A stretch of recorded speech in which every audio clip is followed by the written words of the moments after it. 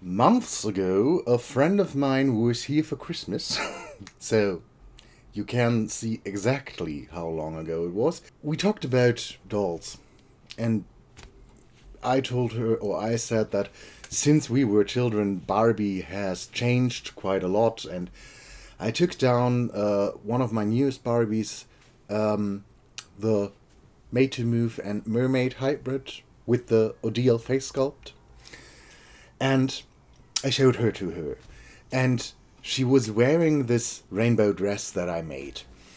And my friend was like, "Ooh, that dress would be perfect for the daughter of a friend of mine." And then we talked a little bit about it, and we decided that said daughter of a friend of her will be the receiving end of a doll I made especially for her. My friend did send me some pictures of the little girl, and I looked at them, and from that I decided for a concept. Because this girl wears a lot of pastel tones and a lot of rainbow colored pastel stuff, we talked about a concept from that where we wanted to incorporate definitely some pastel rainbows and unicorn and princess motifs. So everything girly, everything kitschy, fairy tale-esque. So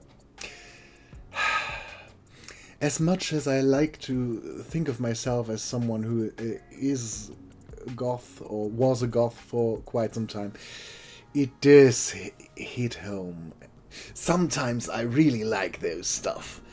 So I sat down, made a sketch, while I was ordering stuff and putting together ideas. I already thought that I will have so much stuff. It can't just be only one thing. So I decided to make her a doll, and then 2 doll dresses for some of her own dolls and some accessories. Let's start. Let's be honest here. Obviously, I ordered a bunch of stuff that I wasn't sure if I would need it. Because I thought it has to be so over the top, it has to be so much. Just order stuff and see where you are going with it then. So I then, when everything was there, sat down and made a first sketch with everything surrounding me and thought about where to put what. And to be honest, what you see on the table isn't everything I used. I even added some rhinestones later and stuff that I had laying around. It was not that much, but I still did add to it. So, yay! And I let myself be inspired quite a lot by Infinity Nikki as well, I have to admit that. With the concept idea of having the hoop skirt show underneath the dress and everything. That was a quite recent design in the game, and I really enjoyed that look for her and for our concept and thought, yeah, why not? And I knew quite from the beginning that I wanted to use a Monster High doll because she owns mostly LOL Surprise and Rainbow High dolls, so she will get a doll that she doesn't have yet. That will be the display doll, and I am going to do at least one dress. Originally was the idea, I made 2, one for an LOL and one for a Rainbow High. So yeah. And after I was done with the first rough sketch, I then decided, let's make a real concept drawing so you can send it to your friend. So I made a second drawing. After we talked about it for a while, we decided to make the skirt a little bit longer. I thought, because I did put bloomers underneath, it should be okay, but my friend was a little bit concerned that the skirt is too short, So we decided to make it longer, and with that I scrapped the idea of the cage crinoline that is open in the front and made a full one. For me, I was sure that I want to try to make this, because of the amount of layers and the visibility of every layer, one thing after the other. I started with the bloomers, then the crinoline, then the overskirt, and the corset as the last piece, because I thought, or I wasn't really sure if I would be able to make a corset to fit on top of all the layers and everything. So yeah, I thought that would be the better way to go. I did reuse a corset pattern I made for Antea, and yeah, I just made sure that I make the hips a little bit wider so the waistband will fit, because as I already said, there will be 4 layers. Yay! But then I started with the pattern for the bloomers, which was quite simple. I used the doll itself to get the curve of the crotch, so it will fit in the end. And yeah, the rest I just winged. I used a rainbow chiffon fabric I had for the bloomers, but because they would have been too see-through, I added a layer of white to the back, or as a backing, so it wouldn't be as see-through. I didn't see the point in making a lining out of it, because you would have seen the seams through the chiffon, so I just, yeah, more or less doubled the fabric and gave it a go. To keep the edges from fraying, I again burned them with a candle, so yeah. Wow, I know. Revolutionary. To finish the bloomers off, I just put some elastic in the legs, so you do have a bit of a ruffle there. And I took a satin ribbon that I used as waistband, put a hook and an eye on there, so the bloomers stay open a little bit, but there are so many layers on top. Who will ever notice? Then it was time for the crinoline, and it's not my first rodeo. Normally I do use this wood that is very flexible that you use for basket weaving. I still don't know how it's called in English. I decided this time I want to use zip ties and basically just cut off the zip part, no, the tie part of it, and cover it in a satin ribbon. My initial idea was to cover it in gold, but the first gold I took out was too shiny, the second gold I had was not the right shade, it didn't really work with the lace I wanted to use. So I then decided to go through my stash and I found a pink ribbon. And I thought, why not? So in the end I covered the zip ties in pink. I had to melt multiple zip ties together for the different rows of hoops. But that worked quite nicely, and I don't think that I will ever go back to the wood. Surprise! Anyway, I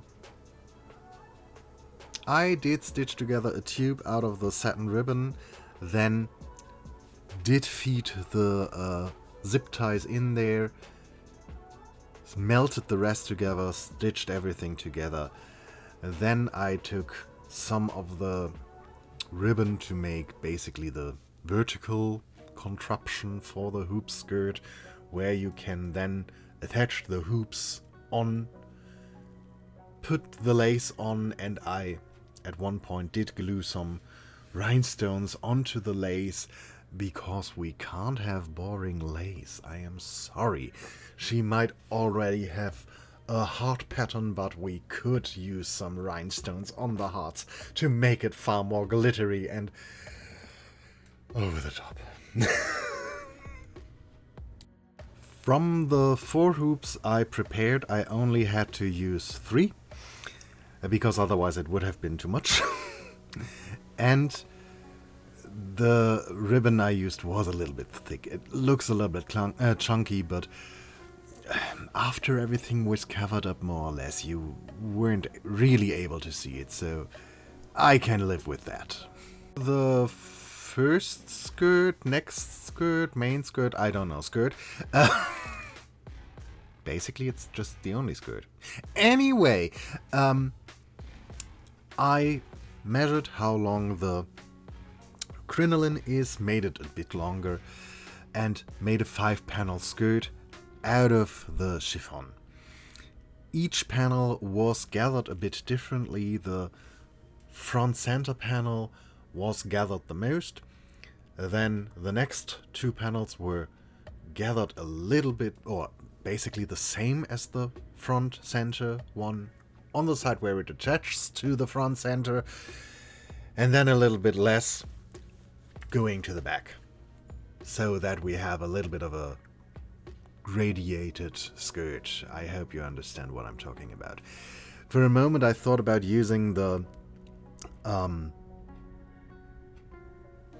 organza for this, but I thought it would be too stiff, so I decided to use the chiffon as well. And right now I'm not sure if I used the organza at all, or if it was completely unused.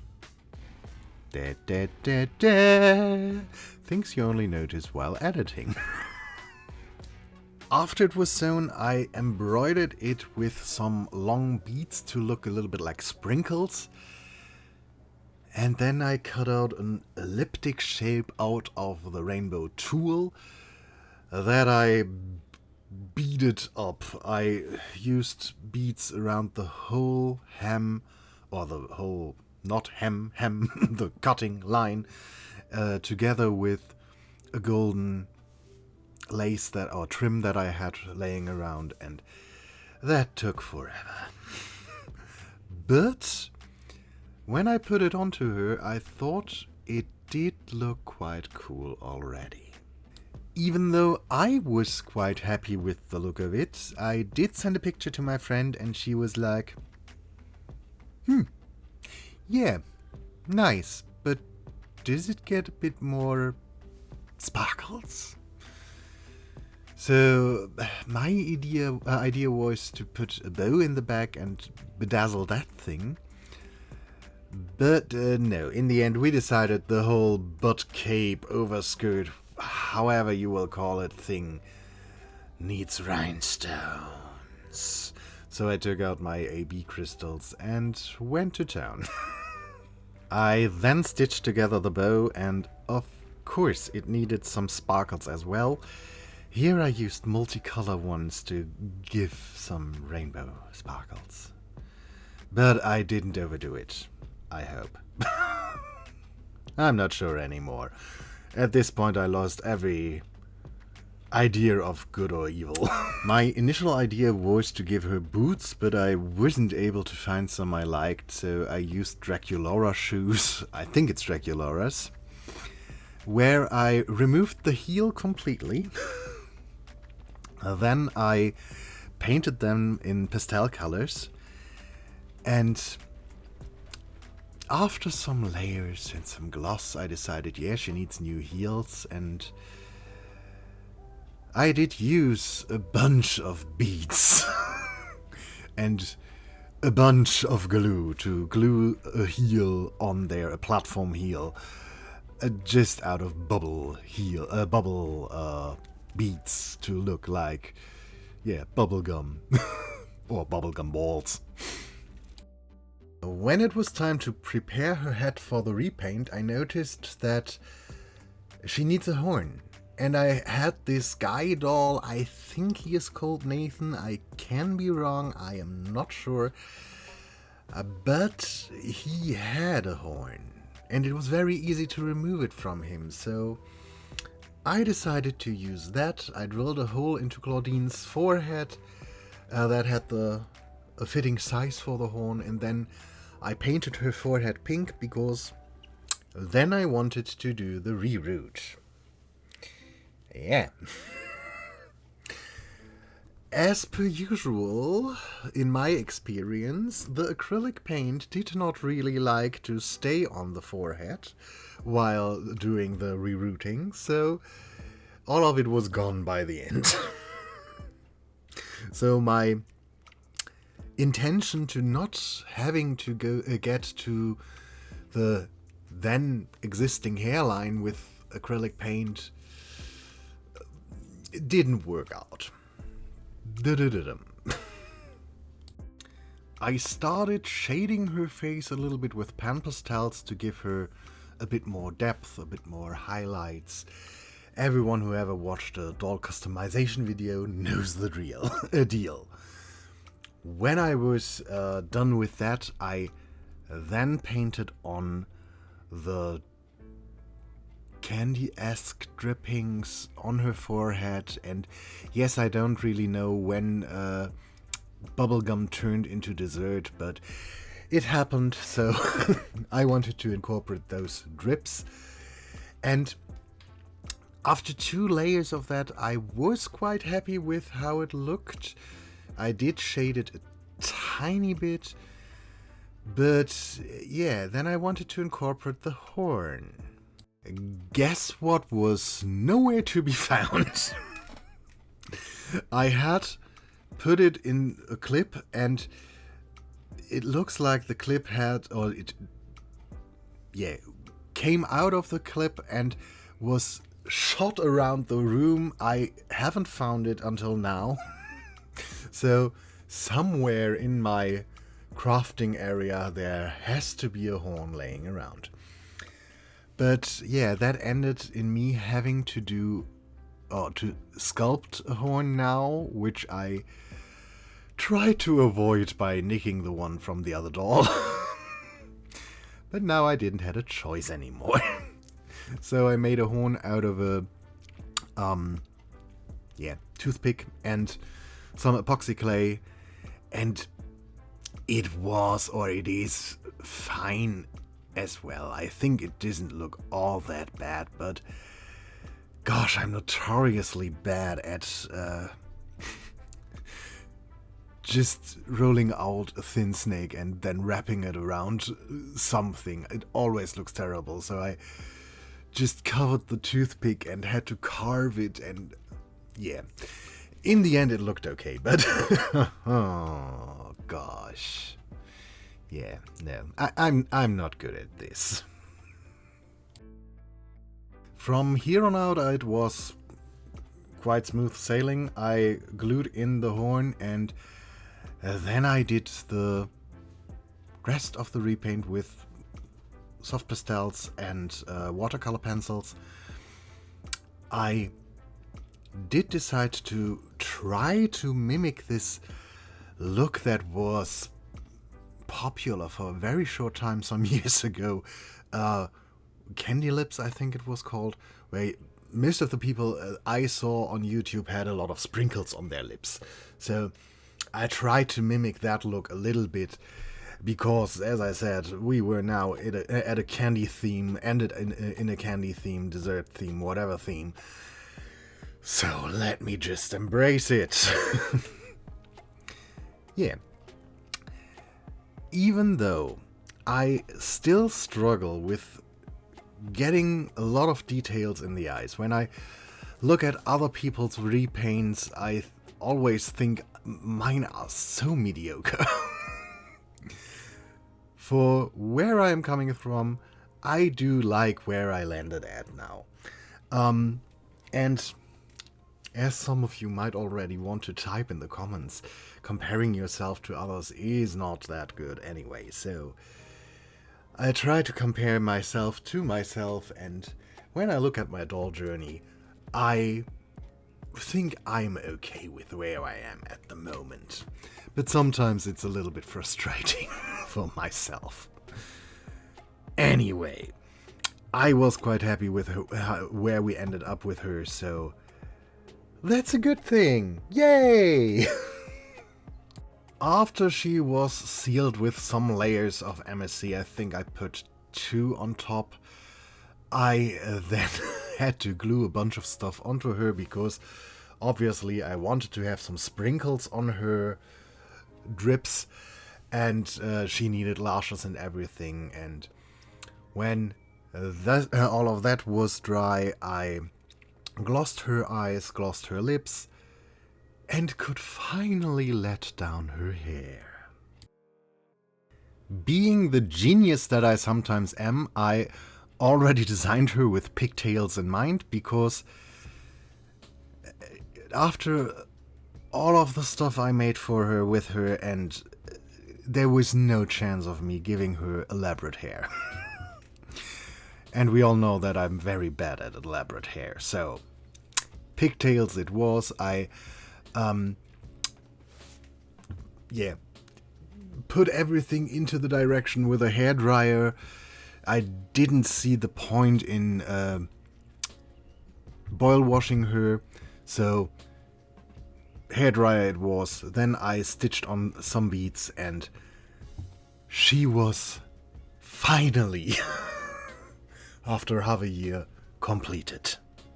And from here on out, it was mostly doing some extra stuff. I made a backdrop so the little girl can present her in her room, so she doesn't just stand there on a stand, but has a little bit of a pastel background.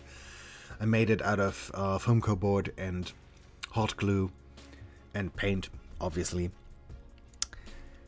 And then I, as I said, stitched together 2 more dresses and some other things that I will show you in a second. But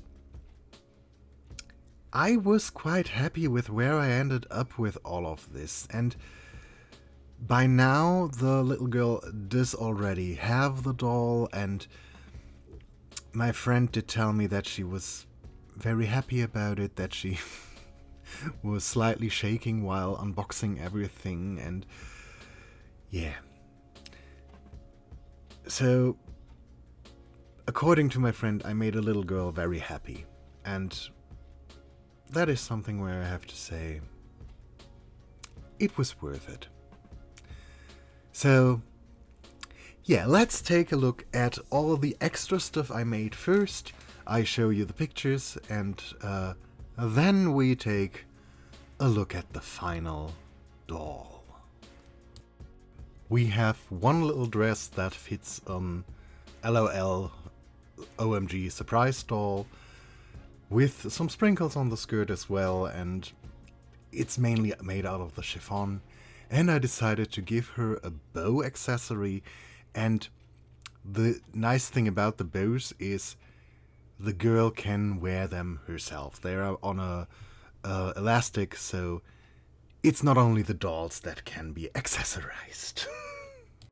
The next dress is for a rainbow high doll. It's made out of tulle and with a lot of rhinestones glued on there.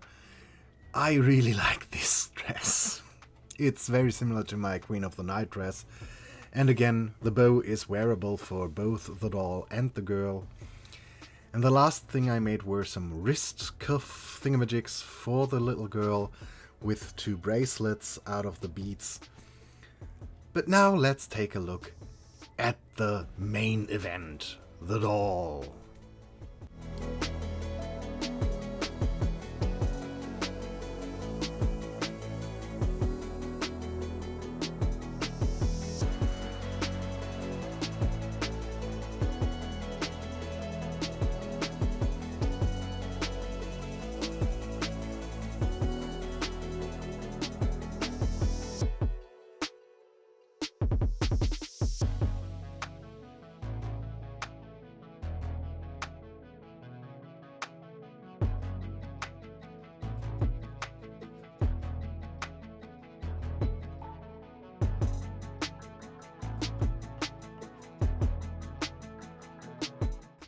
I have to admit I am quite happy with where we ended up with everything. And as I already said, it really looks like the little girl was very happy about it, so mission accomplished. And yeah, let me know what you think about her in the comments down below. And if you like to, we will see us in another video. Until then, bye!